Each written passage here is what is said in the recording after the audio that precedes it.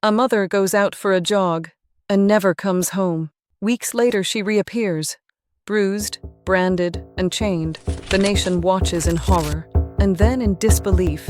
Was Sherri Papini a victim of a horrific kidnapping, or did she stage the entire thing herself? This is one of the most bizarre, twisted, and controversial missing persons cases in modern American history.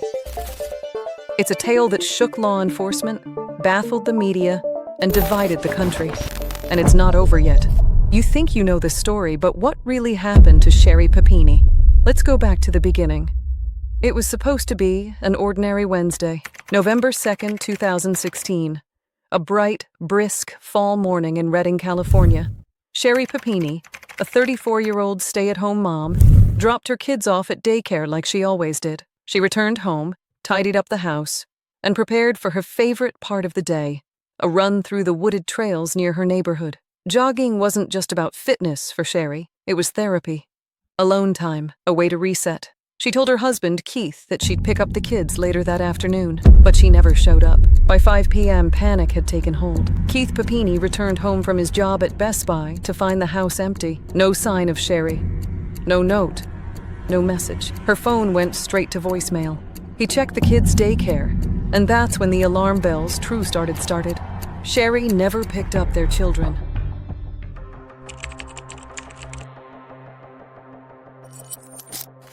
Keith didn't wait.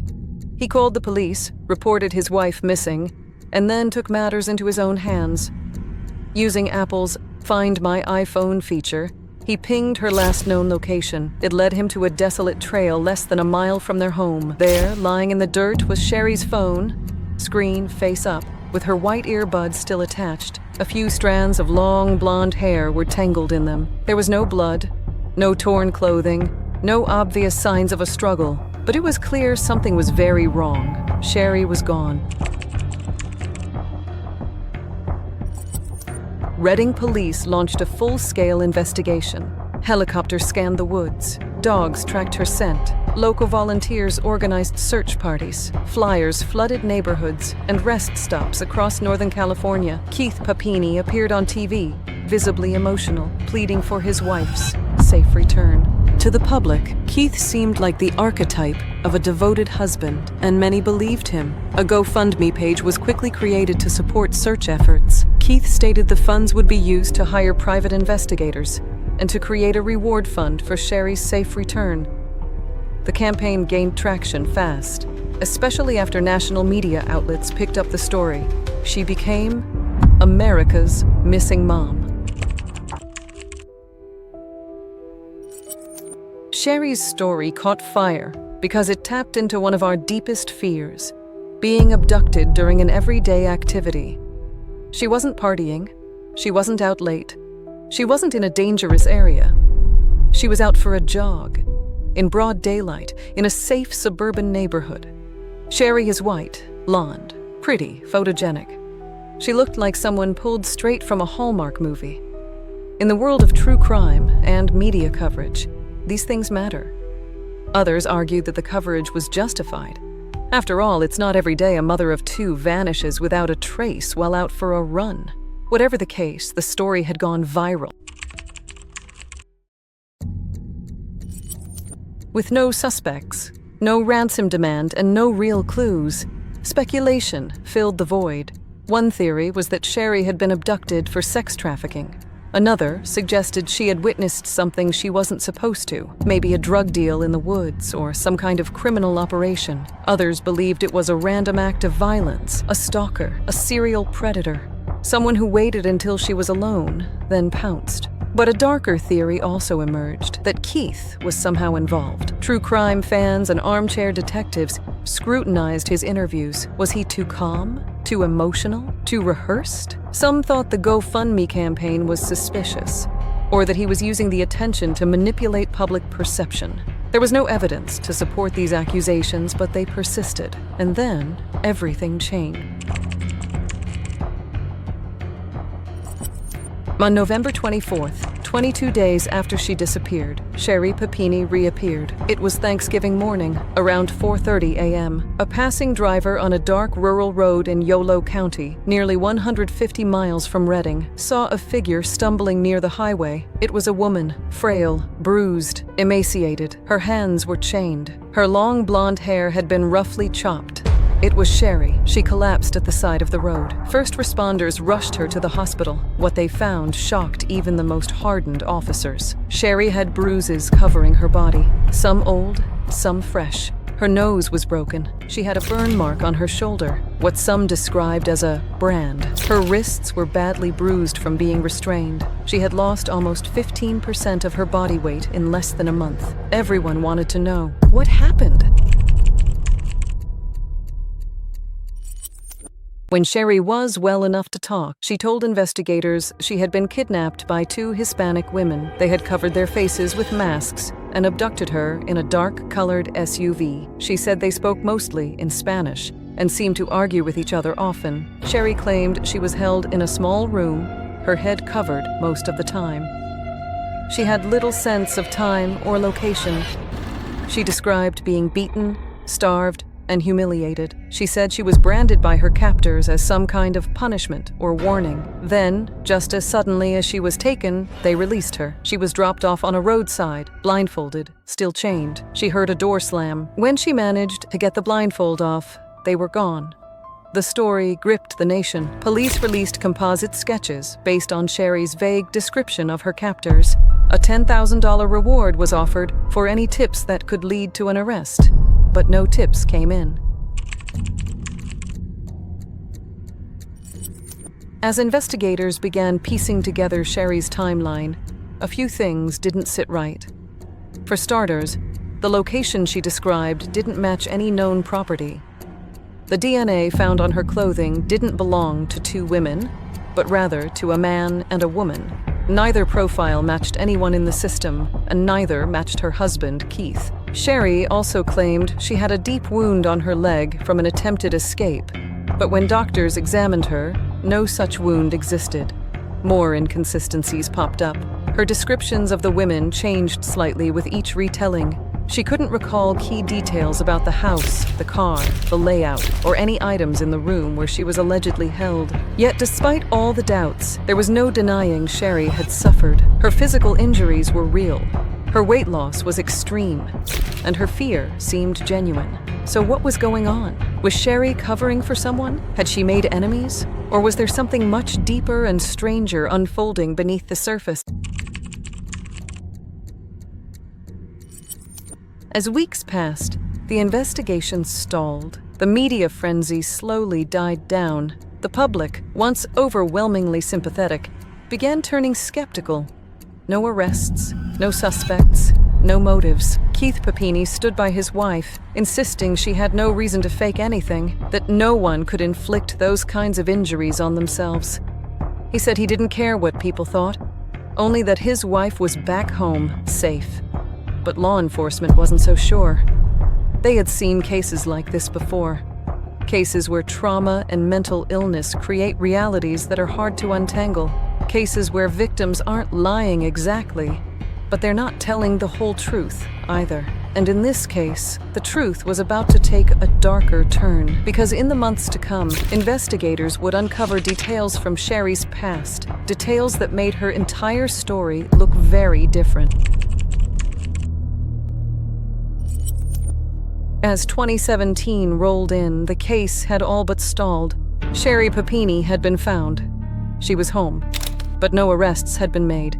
There were no leads, no matches for the DNA found on her clothing, and, crucially, no evidence that the two Hispanic women she described even existed. The public fascination with the case started to sour. Something didn't feel right. Why would someone kidnap a mother of two, chain her up, brand her, starve her for 22 days, and then just let her go? Law enforcement began quietly shifting their approach. Instead of focusing solely on the so-called kidnappers, they started investigating Sherri herself.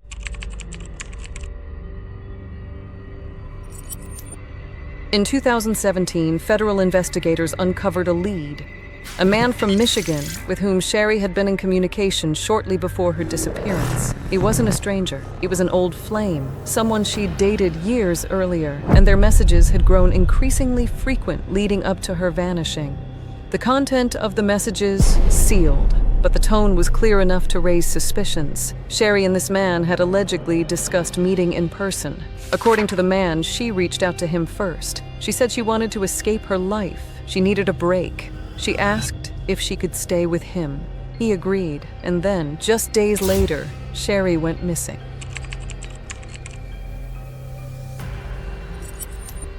It turned out that during the entire 22 days Sherri was missing, she hadn't been chained in a dark basement. She had been voluntarily staying with this ex-boyfriend in Costa Mesa, California, over 600 miles away from Redding. He told investigators that she had stayed in his apartment the entire time, never leaving, rarely going outside, and always insisting they keep the lights low. She dyed her hair. She wore disguises.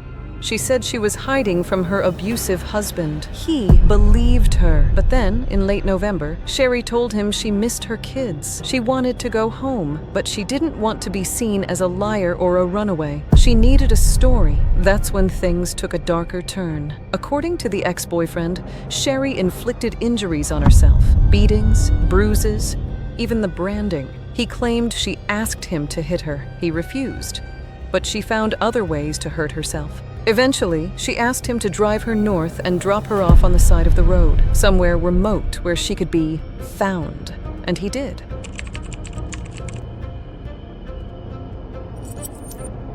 In 2020, years after the case had faded from headlines, a major breakthrough came from the California DNA database. The unknown male DNA found on Sherri's clothing was entered into the system again, and this time it matched. Not to a criminal, but to a relative of the ex-boyfriend. That allowed investigators to track down the man himself, and his DNA was a perfect match for what had been found on Sherri's clothing back in 2016. It was the final piece of the puzzle. The kidnapping never happened.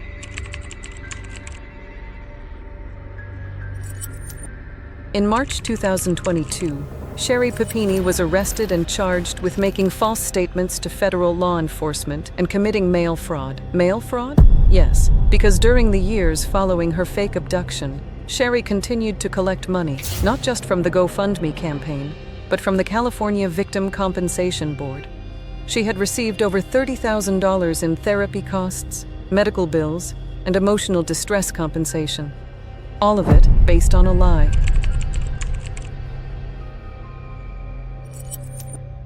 In court, Sherri remained mostly silent. Her lawyers insisted that she was a deeply troubled woman, someone suffering from unresolved trauma, possible mental illness, and years of personal instability. They didn't deny what she did, but they argued she wasn't evil, just broken. In a shocking moment of the trial, prosecutors revealed that Sherri had a history of manipulation dating back over a decade. Her own mother had once called the police, claiming Sherri had been harming herself and blaming others. Her father accused her of stealing. Her sister suspected her of breaking into her house and rifling through her things. None of these incidents led to convictions, but they painted a troubling picture. The Sherri Papini who America had once rallied behind, the perfect wife, the doting mother, the innocent victim, now looked like something else entirely.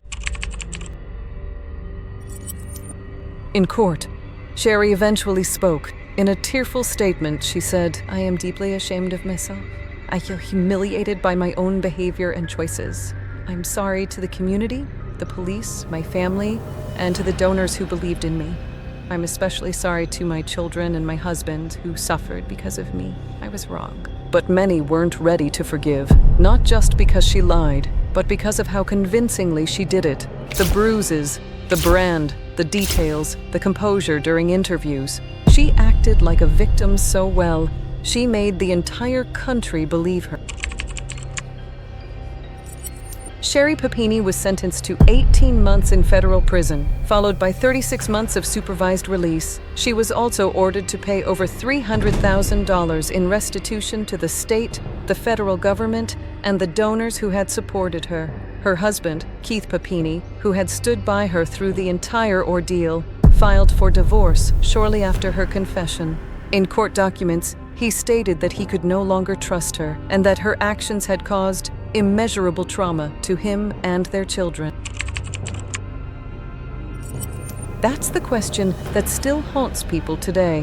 Why would a woman with a family, a home, and what seemed like a stable life fake her own kidnapping in such an elaborate, dangerous way? Psychologists point to a variety of possibilities: attention-seeking behavior rooted in early childhood trauma, a fantasy escape from the pressures of motherhood and domestic life, a desire for martyrdom, to be seen as a heroic survivor, or perhaps something even deeper, a form of factitious disorder, where a person feigns illness or victimhood for sympathy. It's likely a combination of all of these factors. But one thing is clear: Sherri wanted to be missed. She wanted to be searched for. She wanted to be believed. And for a while, she was.